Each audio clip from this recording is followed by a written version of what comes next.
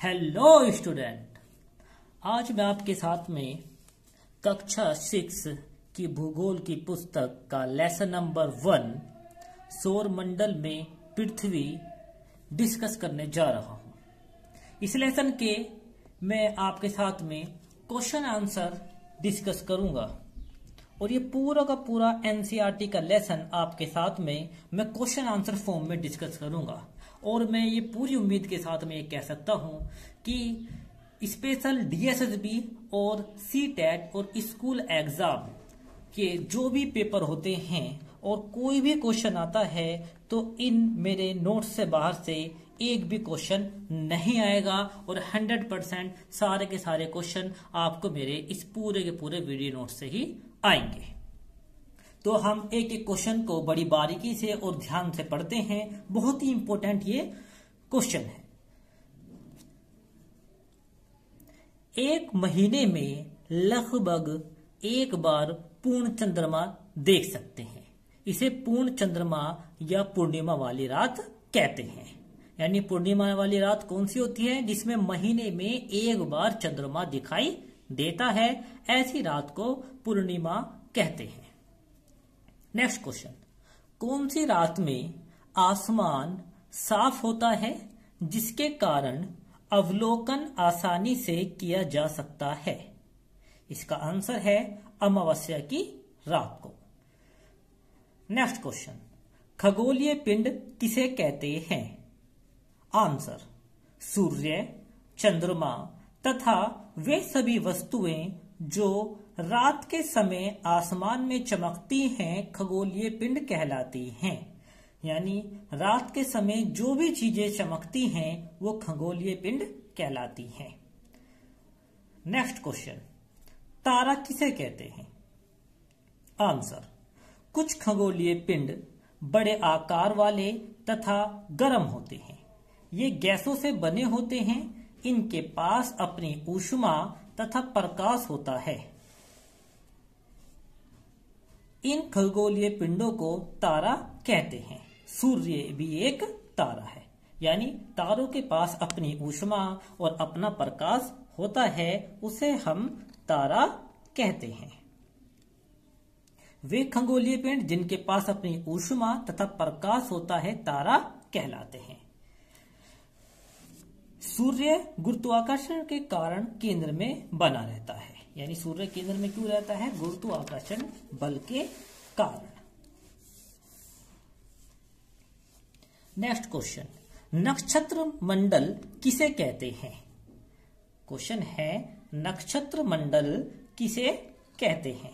इसका आंसर है तारों के विभिन्न समूह द्वारा बनाई गई विविध आकृतियों को नक्षत्र मंडल कहते हैं। उदाहरण के लिए अर्सा मेजर या बिग बियर, और दूसरा है स्मॉल बियर या सप्तऋषि। सप्तऋषि क्या होता है?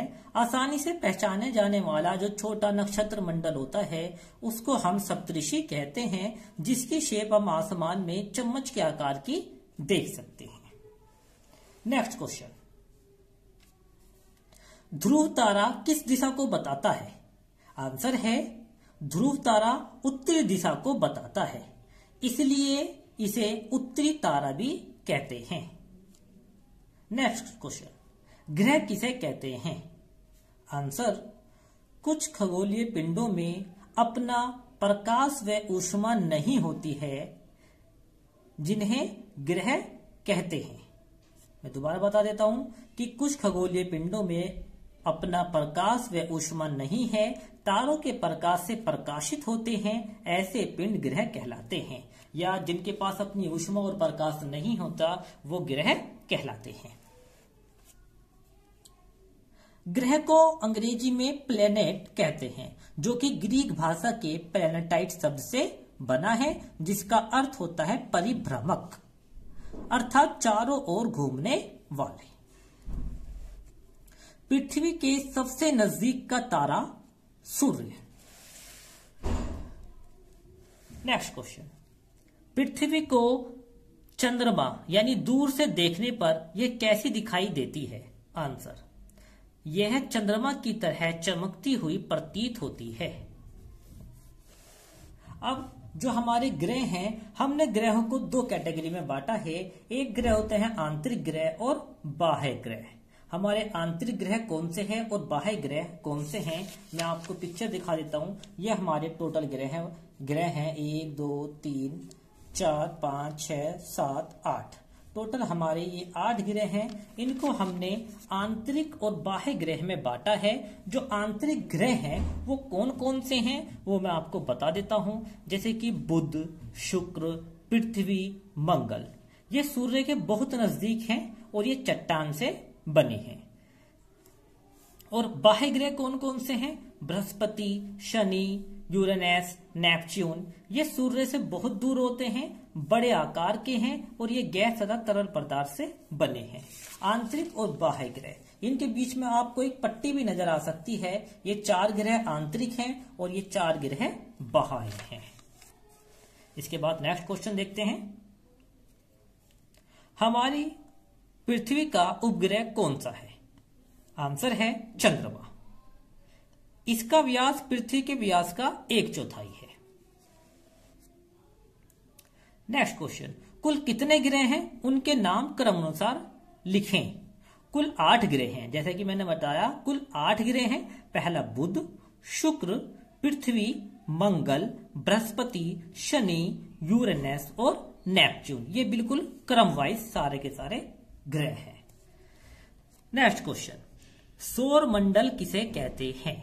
आंसर है सूर्य, 9 ग्रह, उपग्रह तथा कुछ अन्य खगोलीय पिंड जैसे क्षुद्र एवं उल्का पिंड मिलकर सौर मंडल का निर्माण करते हैं। उसे हम सौर परिवार का नाम देते हैं, जिसका मुखिया सूर्य होता है। जो भी चीजें हमें आसमान में दिखाई देती है उसको हम पिंड कहते हैं। अभी हमने पूरी की पूरी सौर मंडल की डेफिनेशन आपको बताई। ये पूरा का पूरा ये डायग्राम है। ये इस तरीके से ये हमारे सारे ग्रह हैं क्रम वाइज। सबसे नजदीक जो है बुध है, उसके बाद शुक्र है और फिर हमारी पृथ्वी आती है। शुक्र और पृथ्वी यानी पृथ्वी की जुड़वा बहन जो है वो शुक्र को कहते हैं। ये भी जानकारी आपके लिए महत्वपूर्ण है। नेक्स्ट क्वेश्चन, सूर्य पृथ्वी से कितनी दूरी पर स्थित है? तो इसका आंसर है 15 करोड़ किलोमीटर की दूरी पर।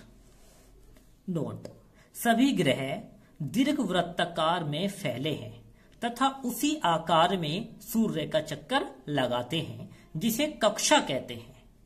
ये दीर्घवृत्ताकार मार्ग कक्षा कहलाते हैं। यानी जितने भी हमारे ग्रह हैं वो दीर्घवृत्ताकार में चक्कर लगाते हैं, जिसको कक्षा कहते हैं। नेक्स्ट क्वेश्चन है, पृथ्वी का जुड़वा ग्रह कौन सा है? तो पृथ्वी का जुड़वा ग्रह कौन सा है? शुक्र है। या आ जाए कि सबसे गर्म ग्रह कौन सा है, तो भी क्या है? शुक्र है। या क्वेश्चन आ जाए कि सबसे चमकीला ग्रह कौन सा है, तो भी आंसर क्या होगा? शुक्र होगा। और एक बात और मैं बता देता हूं, बुध व शुक्र के अपने कोई भी उपग्रह नहीं है। नेक्स्ट क्वेश्चन है, बोने ग्रह के नाम लिखो। अब बोने ग्रह कौन से हैं? अगस्त 2006 में खोजे गए ग्रह प्लूटो, 2003 यूबी 313, सेरस और चेरोन।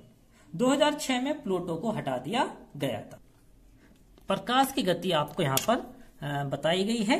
तो प्रकाश की गति है 3 लाख किलोमीटर प्रति सेकंड। 3 लाख किलोमीटर प्रति सेकंड ये हमारी प्रकाश की गति है। 3 लाख किलोमीटर प्रति सेकंड।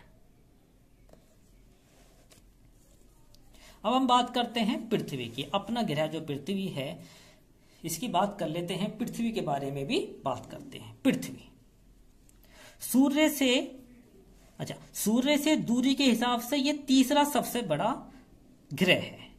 आकार में यह है 5वां सबसे बड़ा ग्रह है। ये ध्रुवों के पास थोड़ी सी चपटी है, ध्रुवों पे से चपटी है। इसी कारण इसके आकार को भूभाग भी कहा जाता है। भूभाग क्यों कहते हैं इसको भूभाग इसलिए कहते हैं क्योंकि यह है चपटी है, इसलिए इसको भूभाग कहते हैं। पृथ्वी के सबसे नजदीक का जो ग्रह है वो शुक्र है। पृथ्वी के सबसे नजदीक का ग्रह शुक्र है। चलिए नेक्स्ट क्वेश्चन, पृथ्वी को अद्भुत ग्रह क्यों कहा जाता है? हाँ, बड़ा आसान क्वेश्चन है कि पृथ्वी को अद्भुत ग्रह क्यों कहा जाता है? आंसर है जीवन के लिए अनुकूल परिस्थितियां संभवतः केवल पृथ्वी पर ही पाई जाती हैं। यहाँ पानी एवं वायु उपस्थित है।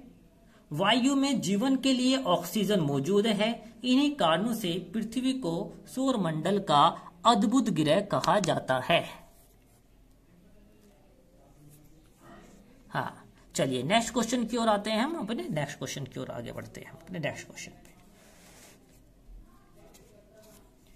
अंतरिक्ष से देखने पर पृथ्वी नीली क्यों दिखाई पड़ती है? अंतरिक्ष से देखने पर पृथ्वी नीली क्यों दिखाई पड़ती है? आंसर है क्योंकि इसकी 2/3 सतह पानी से ढकी हुई है। चलिए नेक्स्ट क्वेश्चन लेते हैं, नोट करके हैं। नील आर्मस्ट्रॉन्ग पहले व्यक्ति थे जिन्होंने 29 जुलाई 1969 को सबसे पहले चंद्रमा की सतह पर कदम रखा। अब हम बात करते हैं उपग्रह की। उपग्रह एक खगोलीय पिंड जो ग्रहों के चारों ओर चक्कर लगाते हैं उन्हें उपग्रह कहते हैं। जो ग्रह के चारों ओर चक्कर लगाते हैं उनको हम क्या कहते हैं? उपग्रह कहते हैं।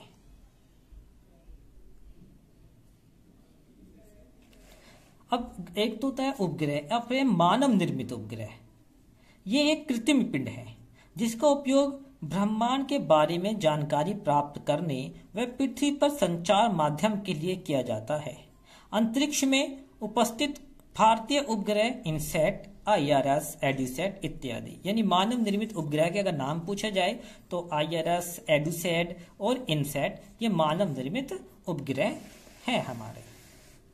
चलिए नेक्स्ट क्वेश्चन पर आते हैं कि हम हमेशा चंद्रमा का एक ही भाग क्यों देख पाते हैं? बहुत अच्छा क्वेश्चन है। आंसर है चंद्रमा पृथ्वी का एक चक्कर लगभग 27 दिन में पूरा करता है। लगभग इतने ही समय में यह अपने अक्ष पर भी एक चक्कर भी पूरा करता है। इस परिणाम स्वरूप पृथ्वी से हम चंद्रमा का केवल एक ही भाग दिखाई पड़ता है। नेक्स्ट क्वेश्चन, क्षुद्र ग्रह किसे कहते हैं? आंसर है तारों, ग्रहों एवं उपग्रहों के अतिरिक्त असंख्य छोटे पिंड भी सूर्य के चारों ओर चक्कर लगाते हैं। इन पिंडों को क्षुद्र ग्रह कहते हैं। ये मंगल एवं बृहस्पति की कक्षाओं के बीच में पाए जाते हैं। इसकी पहचान ये है कि ये पट्टी की तरह दिखाई देते हैं। मैं आपको दिखा देता हूं। जैसे ये जो छोटे छोटे मंगल और बृहस्पति के बीच जो छोटे छोटे पिंड पाए जाते हैं सफेद पट्टी की तरह, इनको क्षुद्र ग्रह कहते हैं। और ये क्वेश्चन भी आ सकता है किनके बीच पाए जाते हैं? मंगल और बृहस्पति के बीच में। चलिए नेक्स्ट क्वेश्चन, उल्का पिंड किसे कहते हैं? सूर्य के चारों ओर चक्कर लगाने वाले पत्थर के छोटे छोटे टुकड़ों को उल्का पिंड कहते हैं। नेक्स्ट क्वेश्चन है, आकाश गंगा किसे कहते हैं? आंसर है खुले आकाश में एक ओर से दूसरी ओर तक फैली चौड़ी सफेद पट्टी की तरह है। सौरमंडल इसी आकाश गंगा का ही एक भाग है।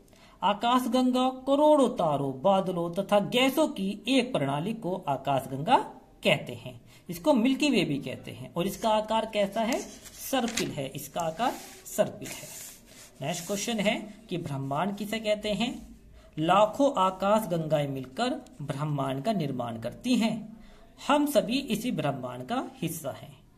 यानी कि सबसे पहले पृथ्वी किसका हिस्सा है? सौरमंडल का। सौरमंडल किसका हिस्सा है? आकाश गंगा का। और आकाश गंगा किसका हिस्सा है? ब्रह्मांड का।